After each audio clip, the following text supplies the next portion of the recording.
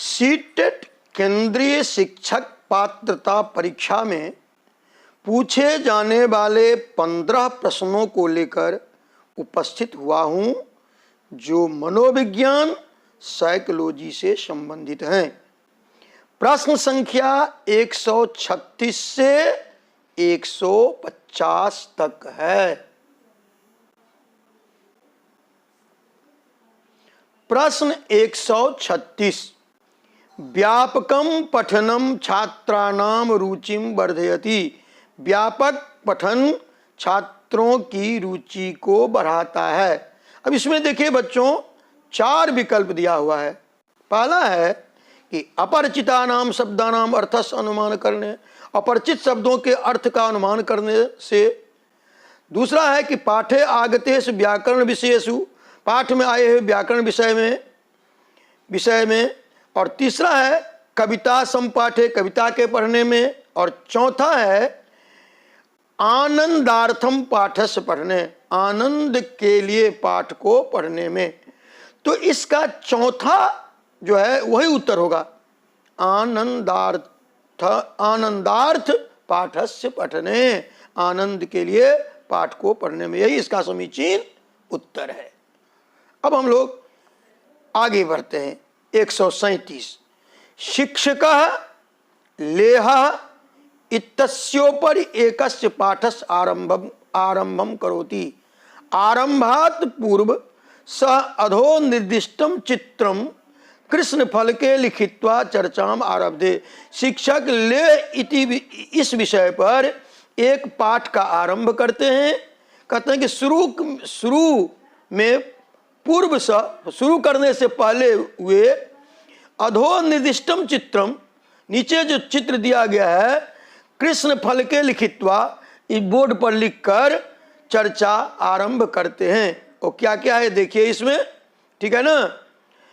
प्रसिद्ध स्थानानि खाद्यम संस्कृतिश्च, बीच में है लेह, वातावरणम भाषा। कृष्ण फल के शिक्षकेन विरचितम एतत् चित्रम अस्ति। कृष्ण फलक में शिक्षक के द्वारा जो लिखा गया है ये चित्र है। अब देखिए चारों, राज्य मानचित्रम, राज्य का मानचित्र है। संकल्पना मानचित्रम, संकल्पना का मानचित्र है। विषयक मानचित्रम, विषय से संबंधित मानचित्र है। और मानचित्र यंत्रणम, और मानचित्र यंत्र है। इसमें दूसरा नंबर उत्तर होगा, संकल्पना मानचित्रम। अब हम लोग आगे बढ़ते हैं 138वां प्रश्न की तरफ। प्रभावी रूपेण बाला लेखनस्य अधिगमनम करिष्यन्ति यदा। प्रभावी रूप से लड़की लेखन का अधिगमन करती हैं, माने इस लेखन को स्वीकार करती हैं। यदा, जब। पहला है कि लेख्यम छात्रा शिक्षकात आज्ञापेन को स्वीकृतवन्ति। लिखना बच्चा शिक्षक के आज्ञा से स्वीकार करते हैं। दूसरा है कि लेख्यम छात्राणाम संदर्भानुसारम सार्थकम च भवति। लेख छात्रों के संदर्भ के अनुकूल सार्थक होता है। और तीसरा है कि शिक्षकस्य संदर्भानुकूलम संस्कृति परकम च लेख्यम भवति। शिक्षक के संदर्भानुकूल संस्कृत परक लेख होता है। और चौथा है कथित ध्वने लिखित रूपस्य संबंध लेख्य अस्ति। कही गई वाणी में लिखित रूप का संबंध लेख से या लेख में है। इसका दूसरा उत्तर होगा लेख्यम छात्राणाम संदर्भानुकूलम सार्थकम च भवति। अब हम लोग 139वां प्रश्न की तरफ आगे बढ़ते हैं। प्रश्न है कि अधोलिखितेश किम परिणामोपागमस्य प्रतिफलम नास्ति। अधोलिखितों में नीचे जो लिखा गया है उसमें कहता है कि परिणामो उपगमस्य प्रतिफलम किम नास्ति। परिणाम का उपगम या उसका प्रतिफल नास्ति, नहीं है। कौन नहीं है? नहीं है वो लिखना है, ठीक है। देखिए क्या क्या है। एतत् अत्यंतम शिक्षक केंद्रितम अस्ति। कहता है कि यह पूरी तरह से शिक्षक पर केंद्रित है। दूसरा है एतत् व्यवहार बाध्युपागमावधारितम अस्ति, यह पूरी तरह से व्यवहार पर आधारित है। तीसरा है कि एतस् लक्ष्यम अंतिम प्रस्तुतित्युपरि अस्ति, इसका लक्ष्य अंतिम जो प्रस्तुति है उस पर आधारित है। और चौथा है कि एतस्य लक्ष्यम विचाराणाम उत्पत्तौ अस्ति, यह जो लक्ष्य है, इसका जो लक्ष्य है विचार को उत्पन्न करता है। यही उत्तर होगा चौथा, एतस्य लक्ष्यम विचाराणाम उत्पत्तौ अस्ति। और 140वां प्रश्न की तरफ हम लोग बढ़ते हैं कि प्रक्रियोपागमानुसारम प्रक्रियोपजोर अगमानुसारम संधि विच्छेद हो जाएगा। निम्नलिखितेषु कस्य उपयोग लेखन कार्यस्य आरंभ काले शिक्षेन न क्रियते, करते हैं प्रक्रियोपागमानुसार, प्रक्रिया के उपयोग के अनुसार निम्नलिखित में से कौन सा उपयोग लेखन कार्य के लिए शुरू में शिक्षक के द्वारा नहीं किए जाते हैं। देखिए इसका 4 विकल्प दिया है। विचार मंथनम माने विचार का मंथन करना, सोच विचार करना। टिप्पणी लेखनम, अपना विचार देना, टिप्पणी लिखना। प्रारूप लेखनम, उसका प्रारूप तैयार करना, पहले जो लोग तैयार करते हैं। और संशोधनम, संशोधन करना। तो इसमें दूसरा उत्तर होगा, क्या होगा? दूसरा, टिप्पणी लेखनम।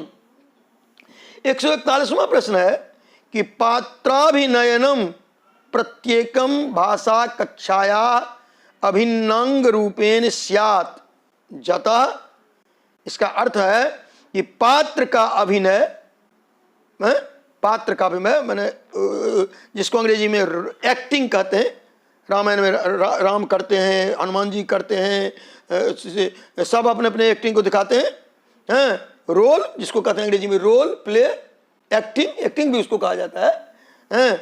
प्रत्येक भाषा कक्षाया, प्रत्येक भाषा कक्षा के अभिन्न रूप के अभिन्न अंग के रूप में स्वीकार किया गया है। यतः, क्योंकि इसका देखिए 4 विकल्प है कि मुक्त रूपेण छात्रा गल्प करने समर्था। इससे क्या होता है कि स्वतंत्र रूप से, मुक्त रूपेण होता है स्वतंत्र रूप से छात्रों के द्वारा गल्प करण में ये समर्थ होते हैं।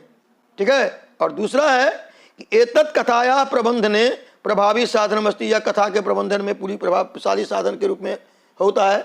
और तीसरा है कि एतेन छात्रा कथाम कंठस्थी कर्तुम समर्था भवन्ति, इससे छात्र कथा को कंठाग्र करने में यानी कि रट लेने में पूरी तरह से समर्थ होते हैं।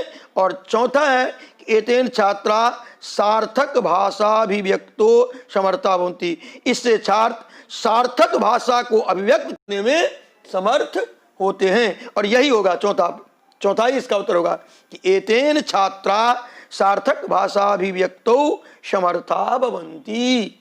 अब हम लोग 142वें प्रश्न की तरफ आगे बढ़ते हैं। प्रदत्त विषयाम अधिकृत्य, संधि विच्छेद होगा, प्रदत्त विषयम जोर अधिकृत्य यदा छात्रा एकाम लघु कविताम रचयितुं निर्दिशति तदा स, दिए गए विषय को ध्यान में रखकर जब छात्र के द्वारा एक छोटी सी कविता रची जाती, रचयितुं निर्दिशति, छोटी सी कविता रचने का निर्देश दिया जाता है, तदा सह, तब वो क्या करते हैं? तो देखिए 4 विकल्प दिया गया है। सर्जनात्मक चिंतनम करोति, तो वह सर्जनात्मक चिंतन करता है, मन से पूरी तरह से सोच विचार करता है। और दूसरा है कि समानाभूतिक चिंतनम करोति, ठीक है, इम्फेटिक थिंकिंग, माने अपने स्तर से वह सोचता है। ठीक है। और तीसरा है कि सहानुभूतिक चिंतनम करोति, सहानुभूति चिंतन मतलब हुआ कि किसी के द्वारा उकसाए जाने पर या किसी के द्वारा अभिप्रेत करने पर, सिंपैथेटिक माने किसी के कहने पर, कुछ इंस्ट्रक्शन देने पर। ठीक है ना। और चौथा है कि सांस्कृतिक चिंतनम करोति, कल्चरल थिंकिंग करता है। तो इसमें जो है सो पहला ही उत्तर होगा, सर्जनात्मक चिंतनम करोति। क्या होगा? पहला होगा उत्तर, सर्जनात्मक चिंतनम करोति। अब हम लोग 143वें प्रश्न की तरफ बढ़ते हैं कि छात्रान उत्कृष्ट पाठकान कर्तुम शब्दकोशीय विकास महत्वपूर्णम घटकम अस्ति, तदर्थम अधोलिखितेषु किं प्रभाकारी प्रभावकारी पद्धति स्यात्। बड़ा सुंदर प्रश्न है कि छात्रों के द्वारा उत्कृष्ट पाठों को करने के लिए शब्दकोश विकास महत्वपूर्ण घटक है। कतः तदर्थम, उसके लिए अधोलिखितेश किंग प्रभावकारी पद्धति स्यात्, उसके लिए सबसे प्रभावकारी पद्धति कौन है। तो 4 विकल्प दिया है, पहले हम चारों विकल्प को देखते हैं। पहला है कि समानार्थी नाम विपरीतार्थ का नाम च शब्दानाम विस्तृताम शब्द राशिम छात्रा कंठस्थी कुर्जु। समानार्थक शब्द और विपरीतार्थक शब्दों को विस्तारित रूप से इन दोनों शब्द राशियों को, समानार्थक और विपरीतार्थक, ठीक है, दोनों को छात्र के द्वारा पूरी तरह से याद कर लेना चाहिए, कंठाग्र याद करना चाहिए। इसके बाद दूसरा है जदा जदा छात्रा नवीनम शब्दम पश्यन्ति, जब जब छात्रों के द्वारा छात्र नए शब्द को देखते हैं, तदा तदाते शब्द को सस्य अवलोकनम कुर्वन्ति, तब जाकर वे शब्दकोश का अवलोकन करते हैं, शब्दकोश को देखते हैं, ठीक है ना। और तीसरा है कि छात्रा पाठे कठिन शब्दान रेखांकितान कुर्जु तेषाम वाक्य उपयोगम च कुर्जु। छात्र पाठ में कठिन शब्द को रेखांकित करें, छात्रों के द्वारा कठिन शब्दों को पाठ में रेखांकित कर लेना चाहिए। तेषाम वाक्य उपयोग, और उसे वाक्य में प्रयोग करना चाहिए। और चौथा है कि नव शब्दस्य अर्थानुमानम कर्तुम छात्रा संदर्भस उपयोगम कर्तुम प्रयासम कुर्जु। नए शब्द के अर्थ के अनुमान करने के लिए छात्रों को संदर्भ के उपयोग करने में प्रयास करना चाहिए। इसमें यही अंतिम वाला होगा, चौथा, नव शब्दस्य अर्थानुमानम कर्तुम छात्रा संदर्भस्य उपयोगम कर्तुम प्रयासा कुर्जु। बच्चे आप लोग इसको ध्यान से सुनेंगे, एक एक नंबर का महत्व होता है सीटेट एग्जाम में, ठीक है, सीटेट परीक्षा में। तो आप लोग एक एक प्रश्न को बहुत ही ध्यान से देखेंगे और पढ़ने का प्रयास करेंगे, क्योंकि ये कॉम्पिटिटिव एग्जाम है। इसमें एक एक नंबर से कोई आगे बढ़ जाता है, एक एक नंबर से कोई पिछड़ जाता है। इसलिए आप अवश्य ही इसको जो हम पढ़ा रहे हैं उसको ध्यान से देखेंगे और पढ़ने का प्रयास करेंगे, मेहनत करेंगे, तभी जीवन में सफल हो सकेंगे।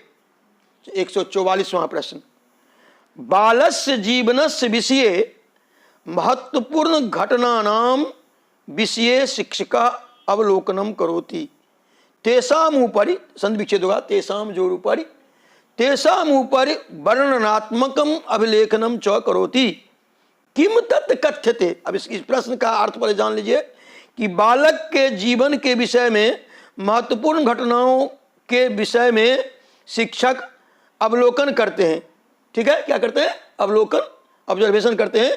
कहते हैं कि तेषाम ऊपर वर्णनात्मक अवलेखनम च करोति, और उसके ऊपर में वर्णनात्मक अवलेखन करते हैं, माने विस्तार से लिखते हैं। वर्णनात्मक क्या होता है? विस्तार से लिखते हैं। कहते हैं कि किम तत् कथ्यते, क्या वे कहते हैं। अब देखिए 4 विकल्प है इसमें।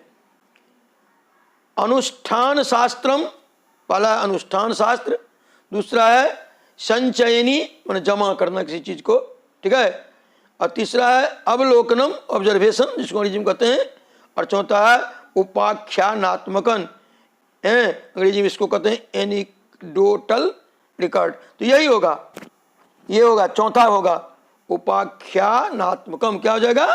उपाख्यानात्मकम। ठीक, अब हम लोग आगे के प्रश्न की तरफ बढ़ते हैं। 145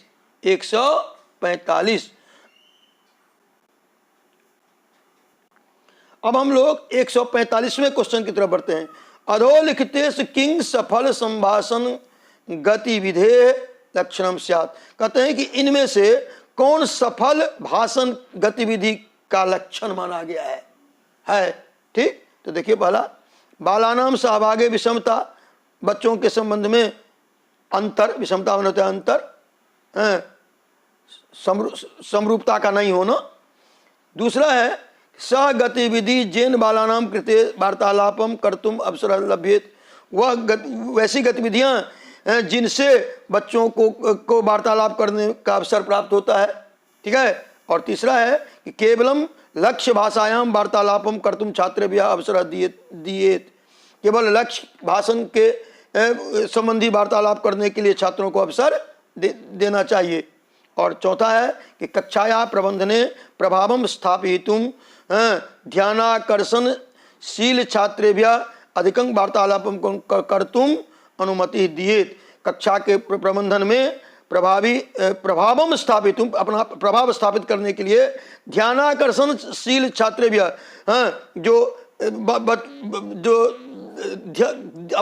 जो छात्र अपने ध्यान को केंद्रित किए हुए हैं उसको क्या कीजिए, अधिकं वार्तालापम कर्तुम अनुमति दिए, उसको बहुत अधिक वार्तालाप करने का अवसर देना चाहिए।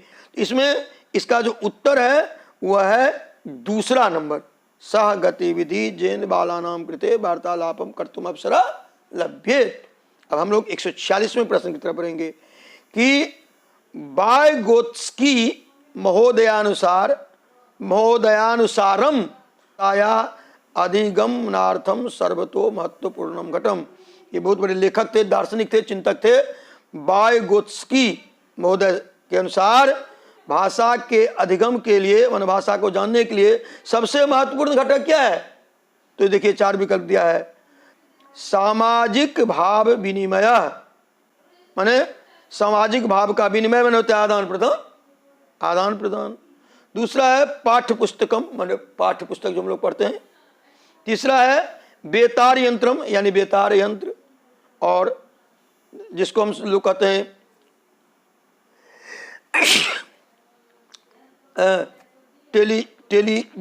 टेलीविजन या टेलीस्कोप कहा जाता है उसको, रेडियो उसको कहते हैं, रेडियो। और चौथा है शब्दकोश, डिक्शनरी। इसमें पहला ही उत्तर होगा। कौन होगा? पहला, सामाजिक भाव विनिमय, यानी लोगों के बीच आदान प्रदान अपने विचारों का, ये सबसे समीचीन उत्तर है इसका। 147वां है कि संभाषण कौशलस अभ्यासार्थम अधोलिखितेषु किम सर्वाधिकम उपकारकम भवति। कहते हैं संभाषण कौशल के अभ्यास के लिए इनमें से कौन सबसे अधिक उपयोगी है?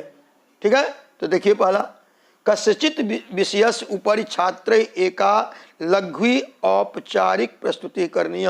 किसी विषय के ऊपर छात्रों के द्वारा एक छोटा सा औपचारिक प्रस्तुति करनी चाहिए। और दूसरा है शिक्षिका छात्रेभ्यः एकम उद्देश्य मूलकम श्रुतिलेखम दद्यात्।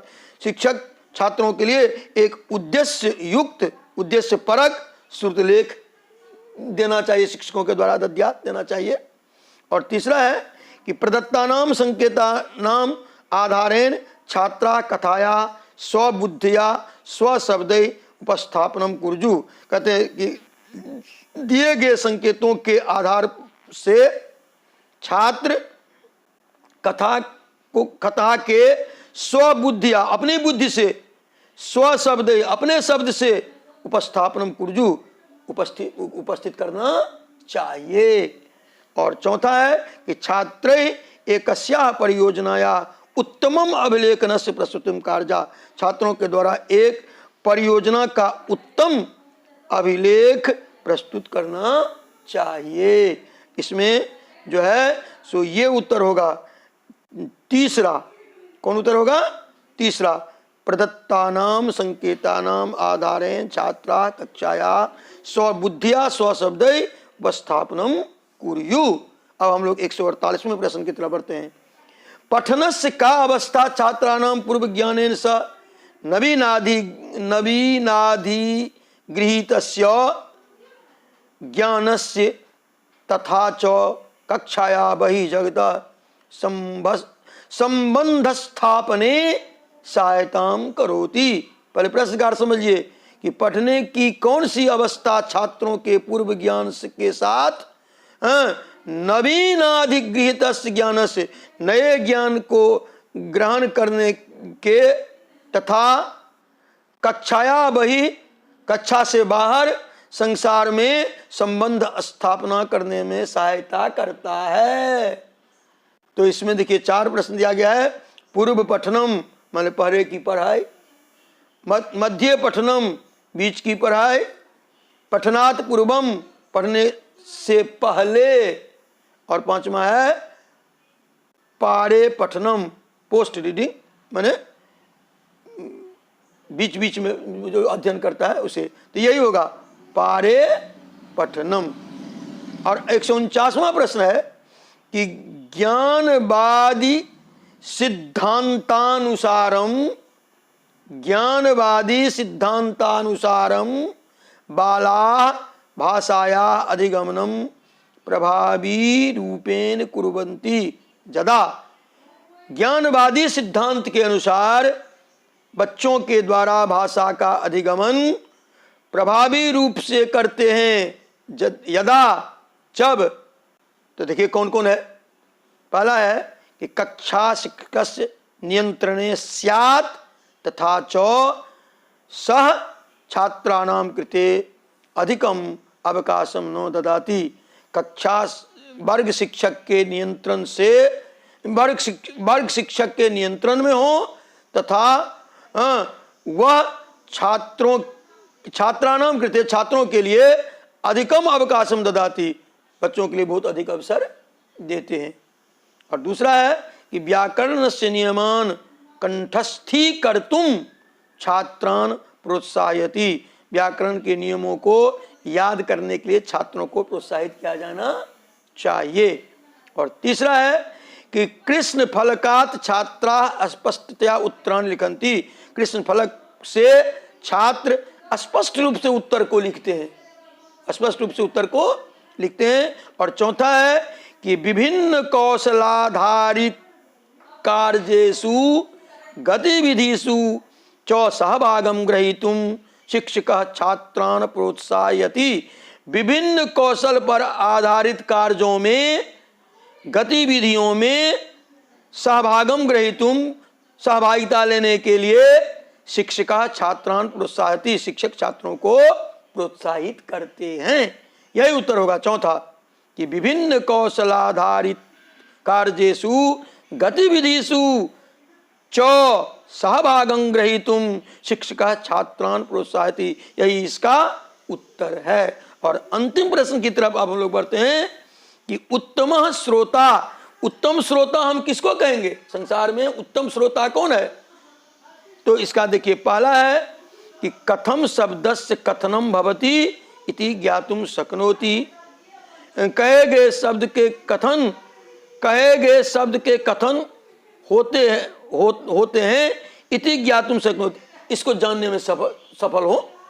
ठीक है। और दूसरा है कि कथम भावनाया उपयोग भवति इति अभिज्ञातुम शक्नोति, कैसे भावना का उपयोग होता है इसको जानने में सफल हो। ठीक है। और तीसरा है कि पृष्ठस्य प्रश्नस्य उचिताम प्रतिक्रियाम दातुम शक्नोति, पृष्ठ पर प्रश्न के उचित प्रश्नस्य उचिताम प्रतिक्रियाम दातुम, उचित प्रतिक्रिया देने में सफल हो। और चौथा है कि प्रत्येकं शब्दस्य समुचितम उच्चारणम कर्तुम शक्नोति, प्रत्येक शब्द के समुचित उच्चारण करने में वे सक्षम हो। तो यही उत्तर होगा चौथा, प्रत्येकं शब्दस्य समुचितम उच्चारणम कर्तुम शक्नोति। यदि आप लोगों को ये वीडियो अच्छा लगा हो तो आप लाइक कीजिएगा, तभी मैं अगला वीडियो आपके पास भेजूंगा।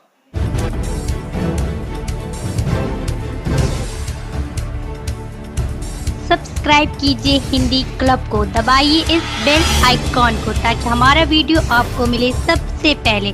शेयर करें अपने दोस्तों के साथ ताकि वो भी इसका लाभ उठा सके। ये सब बिल्कुल फ्री है।